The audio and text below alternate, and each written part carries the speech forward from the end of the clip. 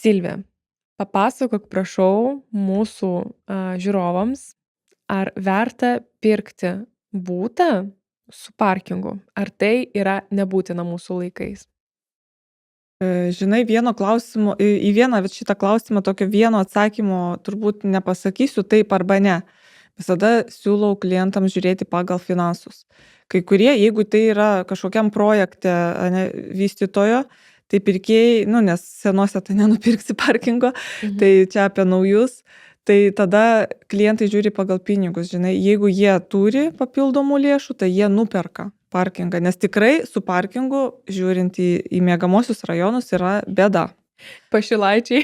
Belenkur, Šeškinė, Justiniškės, Karoliniškės, visur ant žolės, po to pyksta visi, kodėl ten pristatyta, kodėl pravažiuojamoje dalyje nestovi tos mašinos palei šitą, tai viskas čia yra kaip yra, bet realiai tai, kai gali žmonės pirkti, tikrai rekomenduoju pirkti, nes turi savo vietą, ar ant žemynė, ar po žemynė, aišku, turi savų pliusų, nes yra, vis vien, šiltesnė patalpa jau uždara, kaip sakant, tai vis vien ten sniego nebus ir taip toliau, nereikės gramdyt, o lauke, tai irgi turi vietą, tu bet kuriuo laiku atvažiavęs rasti vietą, nes turi ją. Jeigu atvažiuoji bet kuriuo metu be parkavimo vietos, tai ir ieškai kažkur aplinkui namą ar kažkur pasistatyti. Centre tai yra problema, nes visur mokama.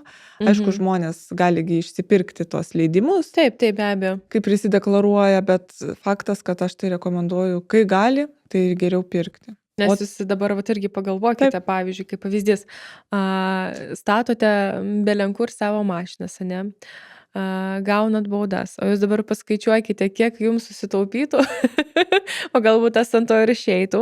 O kitas dalykas, aš manau, jeigu jau tu turi pinigų nusipirkti butą, tai reiškia, tu turėsi pinigų ir gal kažkokį remontą padaryti ir nusipirkti parkavimo vietą. Ne visos jas labai brangiai kainuoja. Tai vat, mūsų su Silvija rekomendacijos tikrai pirkite, negailėkite tam pinigų. Na ir sekite mus. Sekite mus, rašykite komentarus, o mes savo patirtimi su jumis pasidalinsime. Turtas 365.